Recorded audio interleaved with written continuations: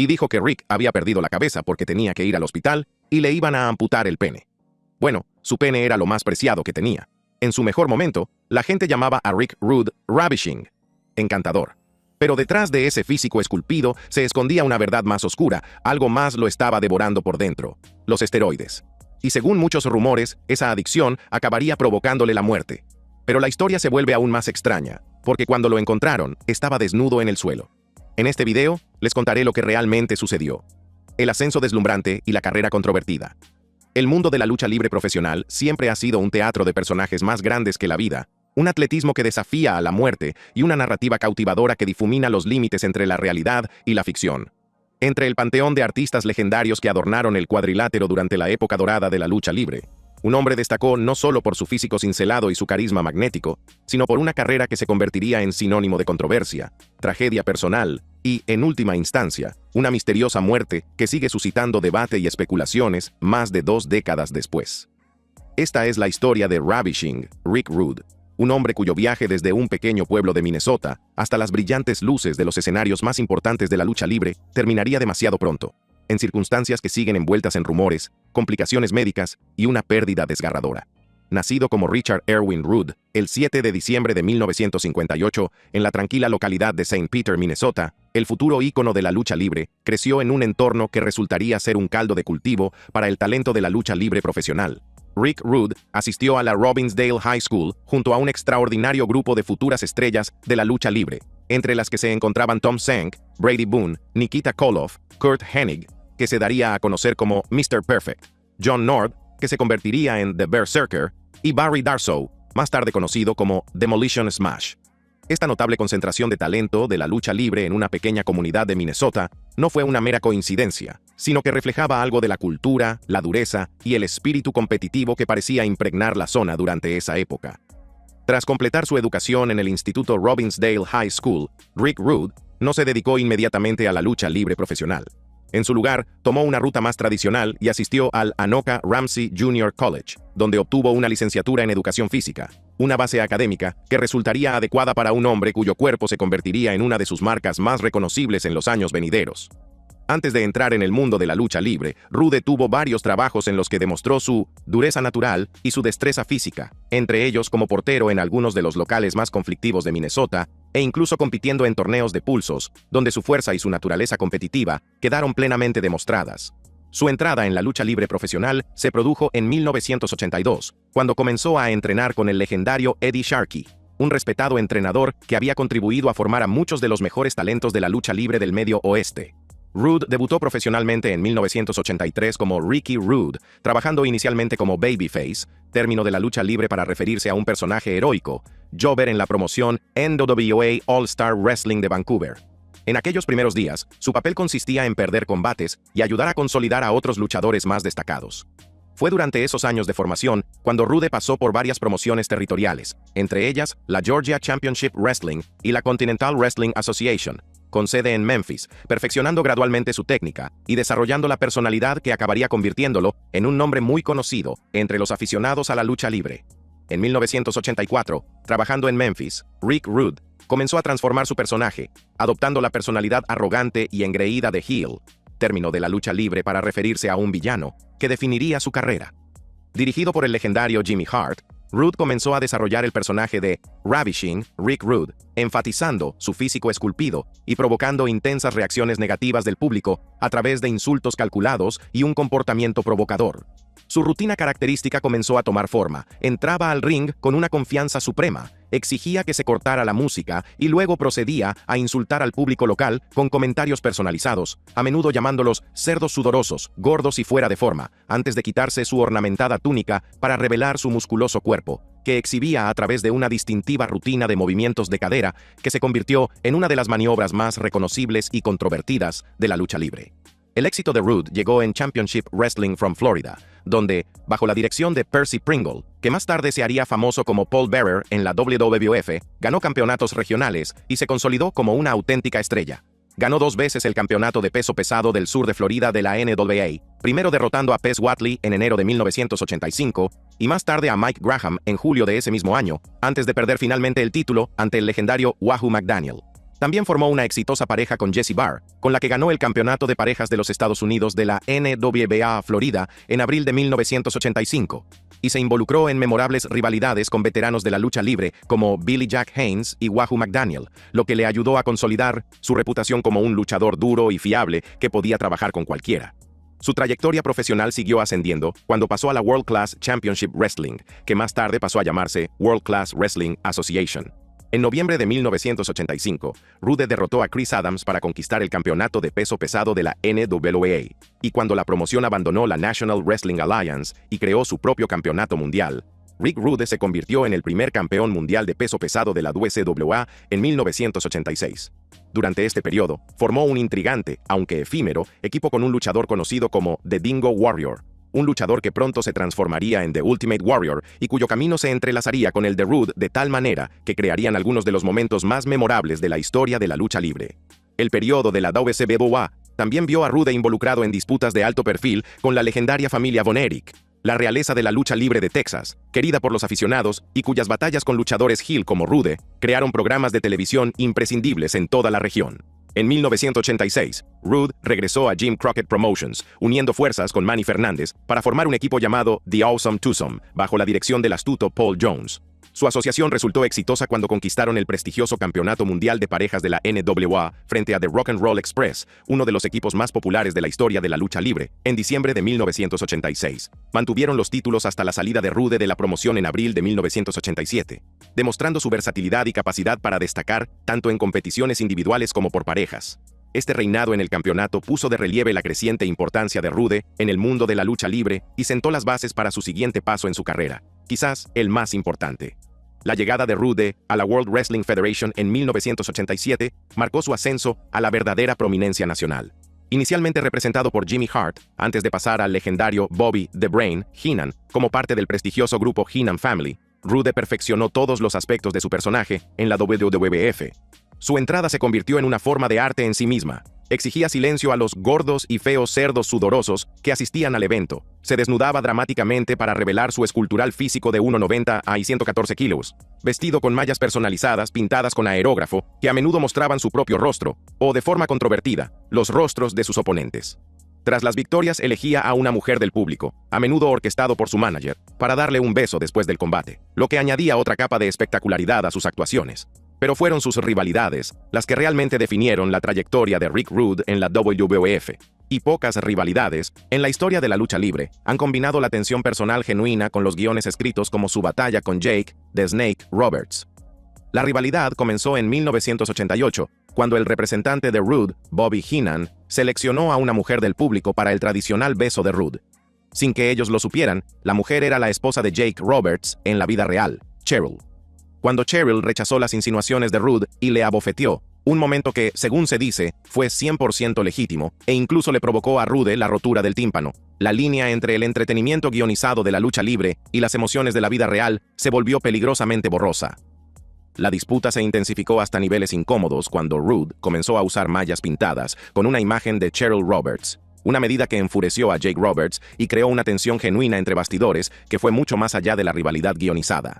El ángulo culminó en una serie de combates en los principales eventos de la WWF, incluidos WrestleMania IV y Survivor Series 1988, donde Roberts se vengó desnudando a Rude en el ring y revelando que, bajo las mallas pintadas con aerógrafo, Rude solo llevaba un tanga.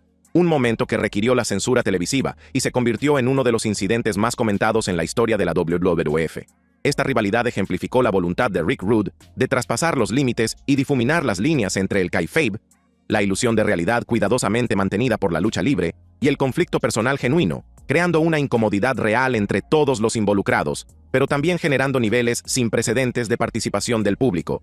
Quizás aún más significativa fue la rivalidad de Rude con The Ultimate Warrior, una rivalidad que comenzó con un Super Pose Down en el Royal Rumble de 1989, donde ambos musculosos competidores flexionaron sus músculos y posaron para el público en un concurso juzgado por Jesse "The Body" Ventura. Cuando Ventura declaró ganador a Rude, Warrior lo atacó con una barra de metal, lo que desencadenó una de las rivalidades más candentes de la historia de la WWF. En WrestleMania V, Con la crucial interferencia de Bobby Heenan, que distrajo a Warrior en un momento crítico, Rude conquistó el campeonato intercontinental de la WWF, infligiendo a The Ultimate Warrior su primera derrota significativa y consolidándose como uno de los principales luchadores de la principal organización de lucha libre del mundo. Mientras Rick Rude se preparaba para dejar atrás la WWF y buscar nuevos retos en la World Championship Wrestling, pocos podían imaginar que sus mayores triunfos profesionales aún estaban por llegar. Pero también lo estaban las devastadoras lesiones, las luchas personales, las decisiones controvertidas y las misteriosas complicaciones de salud que acabarían conduciendo a una de las muertes más trágicas y controvertidas de la lucha libre. El viaje desde Minnesota a la inmortalidad de la lucha libre estaba a punto de dar varios giros oscuros e inesperados. Gloria en el campeonato, lesión que puso fin a su carrera y las guerras de los lunes por la noche. La llegada de Rick Rude a la World Championship Wrestling en 1991 marcó un nuevo capítulo en su carrera como luchador profesional, en el que alcanzaría los mayores honores de su carrera en el ring y al mismo tiempo comenzaría el deterioro físico que finalmente le obligaría a retirarse y contribuiría a su prematura muerte.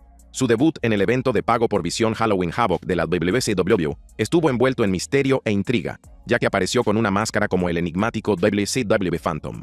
La revelación de su identidad causó conmoción en el mundo de la lucha libre y en solo 3 semanas desde su llegada, Rude ya había conquistado el oro del campeonato, haciendo trampa para derrotar al legendario Sting y ganar el prestigioso campeonato de peso pesado de los Estados Unidos de la WCW. La alianza de Rude con Paul E. Dangerously, que más tarde se haría famoso como Paul Heyman en la SW y la WWE, y la formación del grupo Dangerous Alliance, marcaron uno de los periodos más memorables de la historia de la WCW.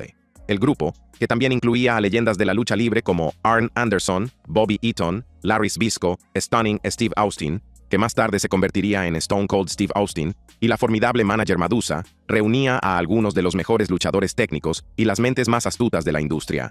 Como líder de facto del grupo y poseedor del campeonato de los Estados Unidos, Rude se involucró en una serie de memorables rivalidades con las principales estrellas de la WCW, entre ellas el colorido Ricky the Dragon Steamboat, el poderoso Nikita Koloff y, por supuesto, su continua rivalidad con el icono de la cara pintada Sting.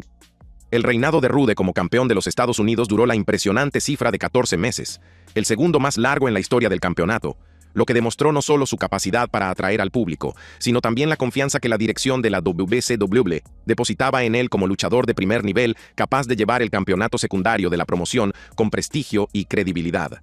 Sin embargo, a finales de 1992, se produjo una catástrofe cuando Rude sufrió una lesión real en el cuello durante un combate, una lesión lo suficientemente grave como para obligarle a dejar vacante el campeonato de los Estados Unidos y alejarse del ring para recuperarse. Esta lesión supuso la primera señal de advertencia importante del desgaste físico que la lucha libre profesional estaba causando en el cuerpo de Rude, un desgaste que no haría más que empeorar a medida que avanzaba su carrera. Cuando Rude regresó a la acción en 1993, puso su mirada en el premio más alto de la lucha libre profesional, un campeonato mundial. En Fall Brawl 1993, Rick Rude logró lo que muchos consideran el mayor logro de su carrera al derrotar a The Nature Boy Ric Flair, ampliamente considerado como uno de los mejores luchadores profesionales de todos los tiempos, para conquistar el campeonato mundial de peso pesado de la NWA. Cuando la relación de la WCW con la National Wrestling Alliance se disolvió poco después, el campeonato pasó a llamarse Campeonato Mundial de Peso Pesado Internacional de la WCW, pero el prestigio y la importancia del título se mantuvieron intactos. Rude ganaría este campeonato en 3 ocasiones, intercambiando victorias con la leyenda de la lucha libre japonesa Hiroshi Hase y su rival de toda la vida, Sting, en combates celebrados en Estados Unidos y Japón, donde la lucha libre profesional era tratada con reverencia y respeto como una competición deportiva legítima. Pero fue durante un combate con Sting en Japón, cuando la carrera de Rick Rude en el ring llegó a un final repentino y devastador. El 1 de mayo de 1994, en Wrestling Dontaku, transmitido en Estados Unidos como Spring Stampede, Rude intentó un salto suicida, una maniobra de alto riesgo en la que un luchador se lanza por encima de la cuerda superior para atacar a un oponente fuera del ring.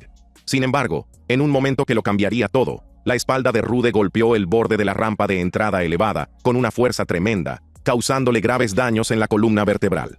A pesar del dolor insoportable y la gravedad de la lesión, Rude terminó valientemente el combate e incluso logró derrotar a Sting para conquistar el Campeonato Mundial de Peso Pesado Internacional de la WCW por última vez. Pero este sería el último combate de lucha libre profesional de Rick Rude. Con solo 35 años, y con gran parte de su carrera aún por delante, Rick Rude se vio obligado a retirarse prematuramente. La lesión de espalda fue tan grave que Rude pudo cobrar una póliza de seguro de Lloyd's of London. un tipo de seguro especializado que protegía a los luchadores contra lesiones que pusieran fin a su carrera. En términos argumentales, la WWE explicó la salida de Rude haciendo que utilizara el cinturón físico del campeonato como arma, perdiendo así el título, pero la realidad era mucho más grave y permanente. El dolor crónico de esta lesión, combinado con el daño acumulado tras años de golpes, movimientos de alto impacto y llevar su cuerpo al límite, atormentaría a Rick Rude durante el resto de su vida. La lesión también marcó el comienzo de lo que muchos observadores de la lucha libre creen que fue la creciente dependencia de Rude de los analgésicos, los relajantes musculares y otras sustancias farmacéuticas para controlar el malestar constante, una dependencia que, en última instancia, desempeñaría un papel trágico en las circunstancias que rodearon su muerte. Incapaz de competir en el ring, pero aún poseyendo el carisma, el aspecto y el reconocimiento de su nombre que lo hacían valioso, para las promociones de lucha libre, Rick Rude pasó a desempeñar funciones ajenas a la lucha libre. En 1997, hizo una breve aparición en Extreme Championship Wrestling, la nueva promoción conocida por su estilo hardcore y su contenido orientado a adultos. Rude actuó principalmente como comentarista y antagonista enmascarado en las historias relacionadas con el jugador franquicia de la SW, The Franchise, Shane Douglas. Más tarde se alineó con el grupo de villanos de Douglas conocido como Triple Threat, participando en las historias y añadiendo su legendario heel hit a la ya controvertida programación de la SW. Un momento destacado de su etapa en la SW fue su traición a sus compañeros de equipo durante una lucha en jaula en el pay-per-view Heat Wave, donde ayudó a facilitar una invasión liderada por Jerry the King Lawler de la WWF, encerrando a sus aliados dentro de la jaula y consolidando su reputación como el oportunista definitivo de la lucha libre. Ese mismo año, 1997, Rick Rude regresó de forma impactante a la WWF, la promoción que había abandonado de forma amarga 7 años antes. Se unió al revolucionario grupo D-Generation X como su póliza de seguro, un ejecutor que no luchaba y que se mantenía amenazador junto a los miembros principales de DX, Shawn Michaels, Triple H y Chyna. La presencia de Rude añadió legitimidad y un toque de peligro al rebelde grupo, y su papel encajaba perfectamente en la nueva dirección de la WWF, la Attitude Era, que hacía hincapié en contenidos más adultos y tramas más atrevidas. Sin embargo, el regreso de Rude a la WWF sería efímero, ya que terminó de forma dramática tras uno de los momentos más controvertidos de la historia de la lucha libre profesional. El Montreal Screwjob, en Survivor Series 1997, sigue siendo uno de los acontecimientos más debatidos y analizados de la historia de la lucha libre, cuando el propietario de la WWF, Vince McMahon, conspiró para alterar el resultado del combate por el campeonato de Bret The Hitman Hart contra Shawn Michaels sin el conocimiento ni el consentimiento de Hart, obligando a este a perder el campeonato de la WWF en su país natal, Canadá. Mediante medios engañosos, se creó una brecha sísmica en el negocio de la lucha libre.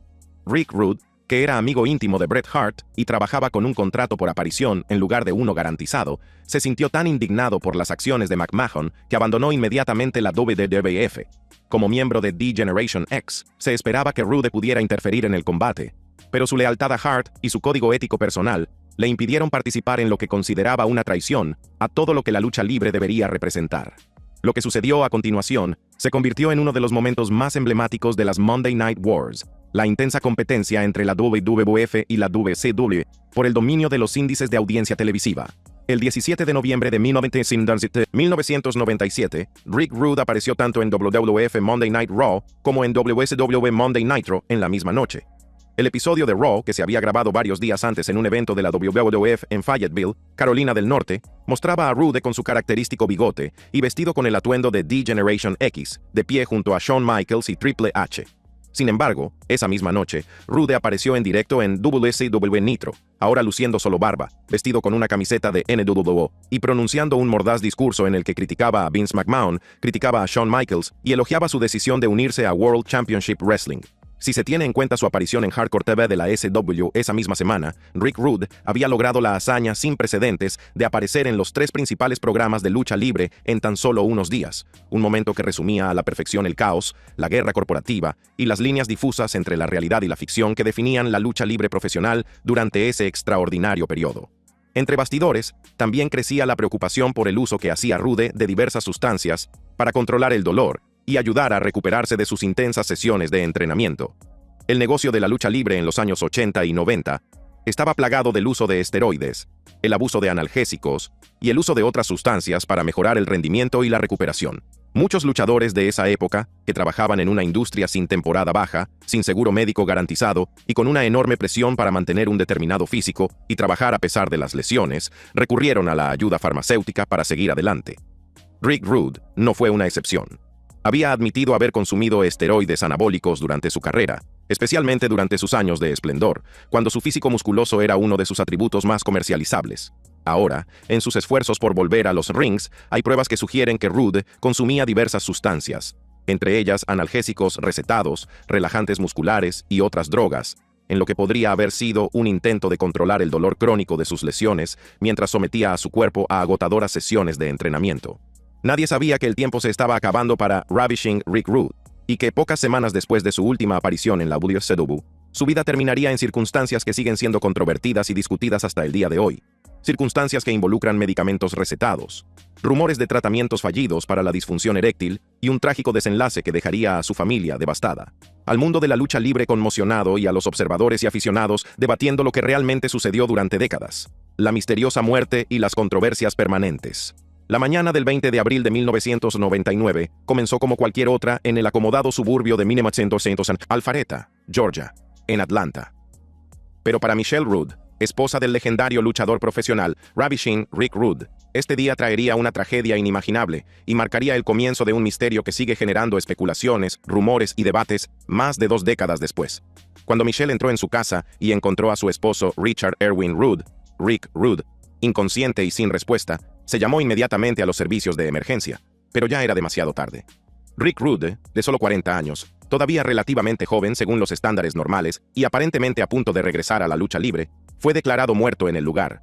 Las primeras reacciones tras la muerte de Rick Rude se caracterizaron por la conmoción y la confusión en toda la comunidad de la lucha libre profesional. El informe de la autopsia del médico forense del condado de Fulton revelaría finalmente la causa oficial de la muerte: insuficiencia cardíaca como resultado de una sobredosis de medicamentos mezclados. Cerca del cuerpo de Rude, los investigadores descubrieron frascos vacíos de varios medicamentos recetados, entre ellos Endocet, una combinación de oxicodona y paracetamol utilizada para el tratamiento del dolor, Valium, diazepam, una benzodiazepina utilizada para la ansiedad y la relajación muscular, Ambien, utilizado para el insomnio, y Amoxil, un antibiótico.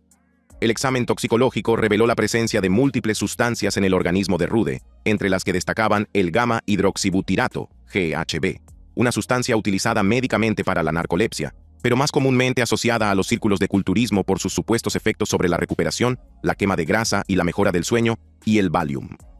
Hay mucho misterio en torno a su muerte, y alguien me envió por casualidad los informes policiales y el informe de la autopsia relacionados con su muerte, porque muchos luchadores, entre ellos Honky Tonk Man, Ken Patera, Berserker, Hacksaw Jim Duggan y Jake the Snake, han insinuado que podría tratarse de una sobredosis intencionada debido a algún problema con su pene derivado de algún tipo de terapia de inyección peniana que salió mal. La resolución oficial clasificó la muerte de Rick Rude como accidental, resultado de tomar múltiples sustancias que, al combinarse, resultaron fatales. Sin embargo, casi desde el momento en que se hizo pública la noticia de su muerte, comenzaron a circular rumores entre la comunidad de luchadores. Rumores que sugerían que había mucho más detrás de la historia que una simple sobredosis accidental. Estos rumores, compartidos en los vestuarios, en las convenciones de lucha libre y finalmente en foros de internet y plataformas de redes sociales, pintaban un panorama mucho más oscuro y preocupante de los últimos días de Rick Rude y de las circunstancias que pudieron haber llevado a su trágica desaparición. El rumor más persistente y controvertido en torno a la muerte de Rick Rude tiene que ver con supuestas complicaciones derivadas de tratamientos para la disfunción eréctil. Varios luchadores que conocían personalmente a Rude han compartido a lo largo de los años historias que sugieren que Rude padecía disfunción eréctil, posiblemente como resultado del uso prolongado de esteroides anabólicos, que se sabe que pueden causar atrofia testicular y desequilibrios hormonales que pueden conducir a disfunciones sexuales. Según estos relatos, Rude habría comenzado a utilizar la terapia de inyección en el pene, un tratamiento médico legítimo para la disfunción eréctil, en el que se inyectan medicamentos directamente en el pene para inducir una erección. Sin embargo, los rumores sugieren que algo salió catastróficamente mal con este tratamiento. Me enteré por Jim Neidhart, porque Jim Neidhart y Rick Rude eran muy buenos amigos, y creo que en ese momento Neidhart vivía allí, en Florida. Creo que vivían muy cerca el uno del otro, y me dijo que Rick había perdido la cabeza porque tenía que ir al hospital y le iban a amputar el pene. Bueno, su pene era lo más preciado que tenía, y por lo que yo sé, esa es una historia real. Ken Patera, ex luchador de la WWE y levantador de pesas olímpico, contó que Jim The Anvil Neidhart, que según se dice era muy amigo de Rick Rude y vivía cerca de él en el sur, le había contado que Rude había sufrido una grave complicación que requirió intervención médica y que la perspectiva de perder potencialmente sus genitales lo había sumido en una profunda depresión de la que nunca se recuperó. La historia sugiere que para Rude, cuya identidad profesional se había construido en torno a su atractivo físico, su sexualidad y su personaje Ravishing, que enfatizaba explícitamente su atractivo para las mujeres, la idea de perder su virilidad era simplemente demasiado devastadora como para soportarla. ¿Podría haberse inyectado esto en el pene? Si se lee el informe del médico forense, dice que los genitales son los de un hombre adulto circuncidado.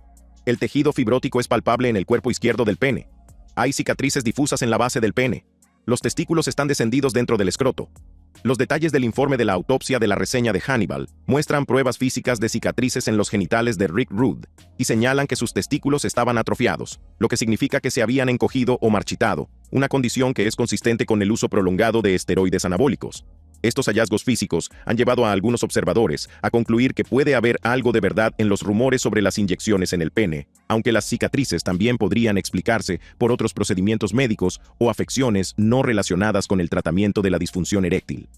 La presencia de estas cicatrices y los testículos atróficos en el informe oficial de la autopsia ha mantenido vivo el rumor durante años, y los aficionados a la lucha libre y los observadores siguen debatiendo qué pueden indicar sobre los últimos días de Rude.